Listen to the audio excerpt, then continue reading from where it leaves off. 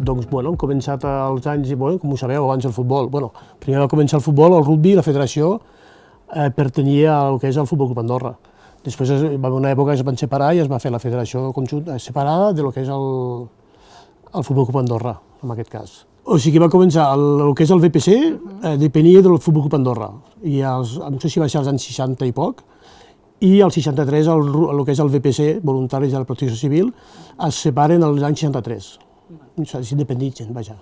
I a partir d'aquí ja... I a partir d'aquí, l'any 88 o 89, o potser abans, es fa el que és el FIRA, que és el que ara seria Rugby Europa, comença el que és a nivell de federació andorrana, comencen a haver-hi partits internacionals. Des que es va iniciar el que és el FIRA, que ara és Rugby Europa, doncs el desenvolupament del rugby és en general, és a dir que aquí a Andorra s'ha jugat, moltíssima gent ha jugat al rugby, i com que no hi havia res internacional i oficial, doncs l'objectiu ha sigut aquest, és poder arribar on estem ara en l'absoluta, masculina i femenina, que és molt important també, que tenim un equip, tenim inclús, gosaria dir, massa jugadores.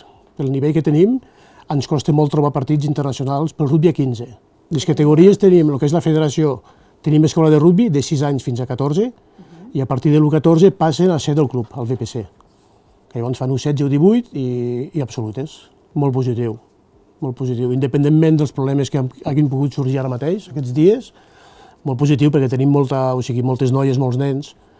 A l'escola de rugby tenim 123 nens i nenes, i el que és el VPC tenen totes les categories d'U14 fins a l'absoluta. Sí, estem a totes les escoles. O sigui, el que és la federació és la que es cuida de fer pujar a totes les escoles, fem activitats, o sigui, fem intervencions. No, tot conjuntament, es fa conjuntament. El dimecres és a la tarda al comunal i el dissabte al matí. L'únic petit problema que tenim a l'hivern és que molta gent se'n va esquiar i llavors no tenim tanta afluència. De 122 igual passem a 60, 70, perquè se'n van esquiar.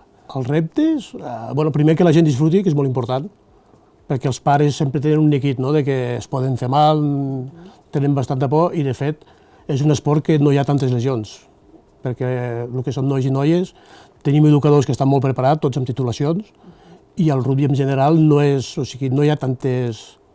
O sigui, la gent no es fa tan mal com es pensa. Quan es veu és un esport que és de contacte, esclar, però no hi ha tantes lesions com es pot imaginar la gent. I els pares els dic que portin la canalla i que ho veuran, ells mateixos ho veuran. Relegat no, perquè nosaltres tenim la gent que ens ve, són les de sempre, o sigui, són jugadors, jugadores que tenen canalla ara mateix i els porten perquè és un esport que saben que t'aporta molts valors. Sí, el que et deia, està bé vinculat amb el futbol i després el rugby. Després, el que deia, ho vaig dir un altre dia, tenim la gran sort aquí a Andorra que tenim tots els esports i el govern apoya tots els esports. Som un país d'esportistes, realment, o sigui, que sigui el que sigui bàsquet, futbol, hoquei, vòlei, rugby, clar. Sí, no hi ha problema. Convivència, l'únic problema que tenim ara mateix és la gespa. Ja ho vam demostrar, fa 3 anys vam poder conviure federació, Futbol Club Andorra i rugby, no hi havia problema, però amb una gespa artificial. Ara, com es va poder veure l'altre dia, la gespa a l'hivern aquí pateix molt. I amb una gespa natural, ben complicat. Encara més. Jo veig complicat. El rugby en si necessita artificial. Sí, perquè el que et deia, si tot això que tenim, aquests 122 nens i nenes, més tot el que seria el club, te'n vas a 300 persones cada setmana i has de poder entrenar. I amb una gespa natural és inviable.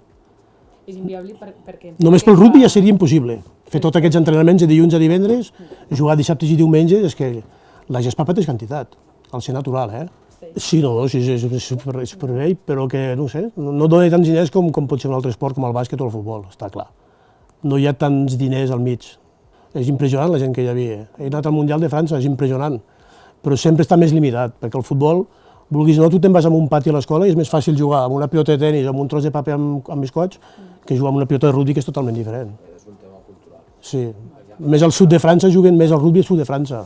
Encaixem que nosaltres defensem el nostre esport. El que et deia, la convivència es podrà trobar sempre i quan no sigui una gespa natural. És que és inviable. El Futbol Club Andorra, per exemple, juguen aquí però entrenen al comunal, perquè no poden estar les hores entrenant aquí perquè la gespa es fa malbé. Això ja són decisions que ja s'han pres, o sigui, ja hi ha uns convenis que s'han firmat.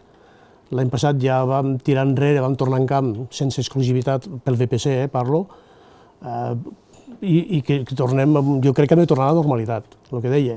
Ho vaig dir l'altre dia, compartir no hi ha problema, però amb gespa natural serà molt complicat, perquè amb les hores que et deia és que és complicat. La gespa, i val uns diners fer un manteniment d'aquesta gespa, perquè la veritat, aquest últim partit no estava tan bé com el partit contra Malta que vam jugar, estava espectacular la gespa, aquest cop, no sé.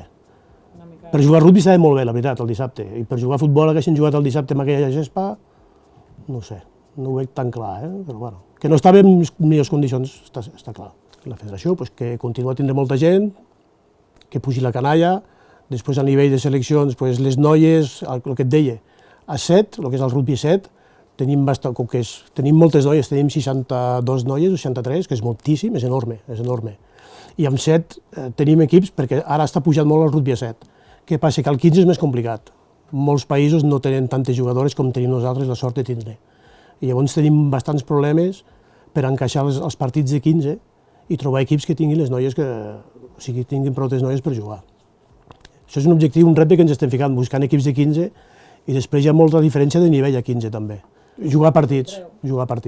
A 15, més que res, amb 7 hi ha molts tornejos, però a 15 falten trobar equips. I després és un problema també de pressupost, perquè pensa que si te'n vas a 7, marxes a 13 persones.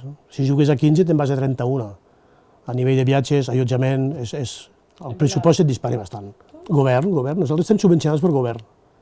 Tenim un pressupost, sí, però no ens arriba res. Tenim la sort que coneixem gent i tenim sponsors, a part, perquè amb la subvenció no arribem. No, demanem sempre una quantitat, però mai te la donen.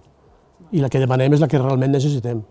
Sort el que et dic, tenim sponsors, si no, per exemple, et podria donar exemples, cada any per Nadal fem sopars de veterans, que els veterans de fet són els que ajuden, o sigui, tot el que és l'escola de rugby.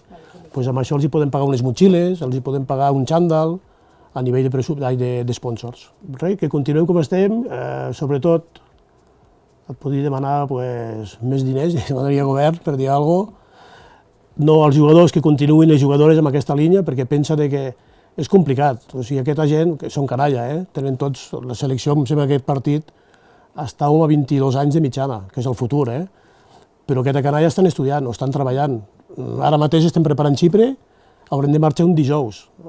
Tenen que deixar els estudis, o la feina, demanar hores, demanar dies de festa, tot això, i no els hi paguem res. Nosaltres l'únic que paguem és el desplaçament. O sigui, si vens de Tolosa a Barcelona, el paguem per quilometratges i deixes d'estudiar, deixes igual de veure la xicota o el xicot, i això perquè t'agrada el rugby, o sigui, no demanen res a aquesta gent. Sí, bueno, a nivell és complicat el rugby. El rugby, poca gent, ara comença el que és el nivell internacional, ja et parlo d'equips grans, França, Nova Zelanda, hi ha equips que ja comencen a guanyar-se la vida amb això, jugadors, però fa 4 o 5 anys només. Fins al dia d'avui cobren molt poc un jugador de rugby, si no és perquè és molt, molt bo, sí, però si no, és complicat. Bueno, això jo em penso que el Gerard ja va contestar aquesta setmana passada, a les entrevistes. Jo entenc, tal com ho ha dit el Gerard, el Comú d'en Camp té que recuperar les instal·lacions, perquè estan desubicant tota la gent que tenien, els estan desubicant, em sembla, que perquè és Santa Coloma, i la gent d'en Camp vol tornar a gaudir del que és la seva instal·lació, de fet.